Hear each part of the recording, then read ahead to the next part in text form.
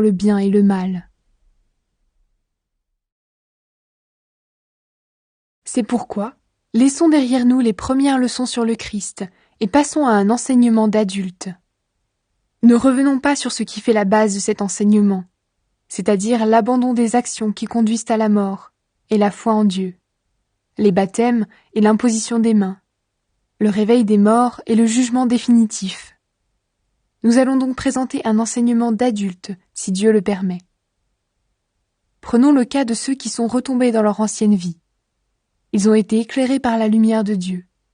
Ils ont goûté au don du ciel et ils ont reçu l'Esprit Saint. Ils ont aimé la belle parole de Dieu. Ils ont senti la puissance des forces du monde qui vient. Et pourtant, ils sont retombés dans leur ancienne vie.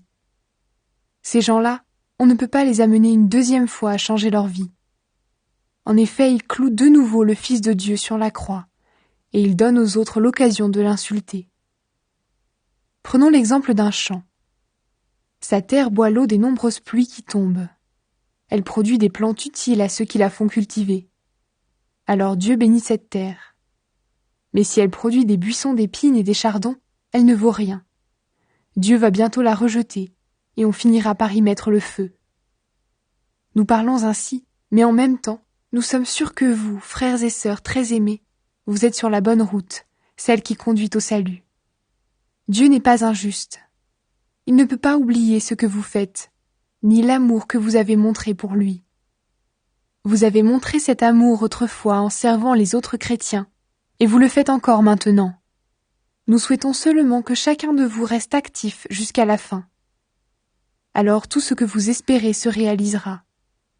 Ne devenez pas paresseux, mais vivez comme ceux qui croient et qui sont patients. Ceux-là reçoivent les biens que Dieu a promis. La promesse de Dieu ne peut pas changer. Quand Dieu a fait la promesse à Abraham, il l'a faite avec un serment. Mais personne n'était plus grand que Dieu pour être témoin de ce serment. Alors Dieu l'a fait par lui-même. Il a dit « Oui, vraiment, je te bénirai et je te donnerai une grande famille. » Abraham a attendu avec patience et il a reçu ce que Dieu lui avait promis. Quand les gens font un serment, ils ont besoin d'un témoin plus grand qu'eux. Le serment rend leur parole sûre, et ainsi on ne peut plus dire le contraire. Avec Abraham, c'est la même chose.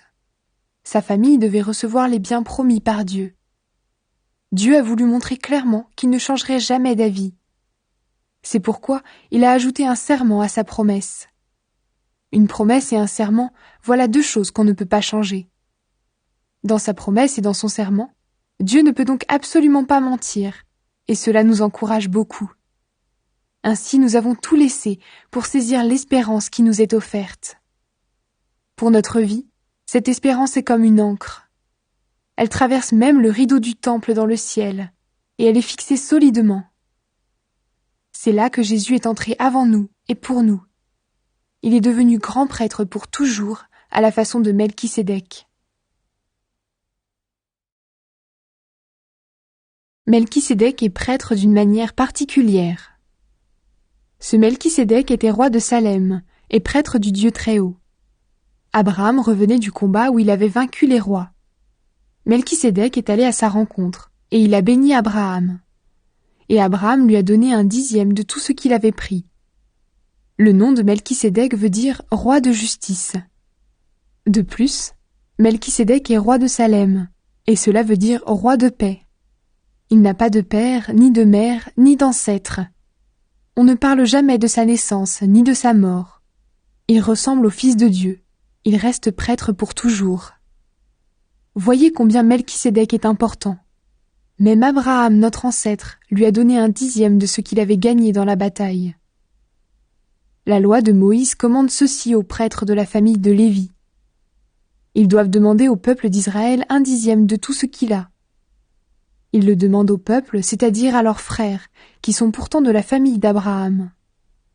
Or Melchisédek, lui, n'appartenait pas à la famille de Lévi. Et pourtant, il a reçu d'Abraham un dixième de ce qu'il avait gagné.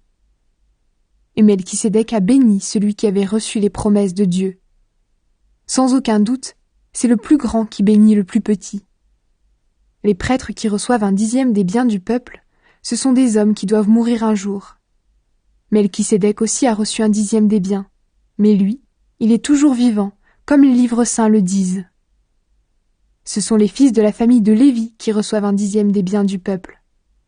Pourtant, on peut dire que Lévi lui aussi a payé cet impôt, par l'intermédiaire d'Abraham. En effet, Abraham est son ancêtre, et d'une certaine façon, Lévi était déjà dans le corps de son ancêtre quand Abraham a rencontré Melchisédek. Dans la loi du peuple d'Israël, ce sont les fils de la famille de Lévi qu'on doit choisir comme prêtres. Ils sont prêtres à la façon d'Aaron. Mais leur façon d'être prêtre n'était pas parfaite. Sinon, pourquoi avoir un autre prêtre à la façon de Melchisédek? Cela ne serait pas nécessaire. Or, si la façon d'être prêtre n'est plus la même, la loi aussi doit changer. Ces paroles sont dites au sujet de notre Seigneur. Lui, il appartient à une autre tribu, et dans cette tribu, personne ne s'est jamais occupé du service de l'autel. Tout le monde le sait, notre Seigneur est né dans la tribu de Juda. Eh bien, Moïse n'a pas parlé de cette tribu quand il a parlé des prêtres. Jésus est prêtre à la façon de Melchisédek. Voici pourquoi les choses sont encore plus claires. Un autre prêtre est venu, et il ressemble à Melchisédek.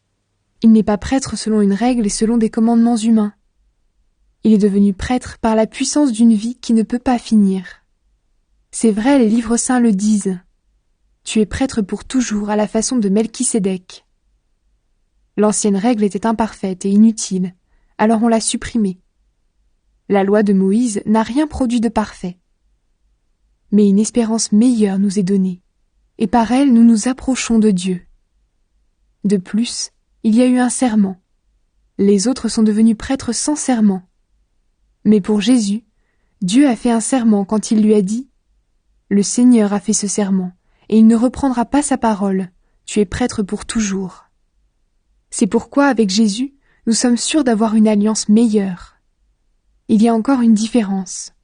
Les autres prêtres ont été très nombreux, parce que la mort les empêchait de rester toujours prêtres.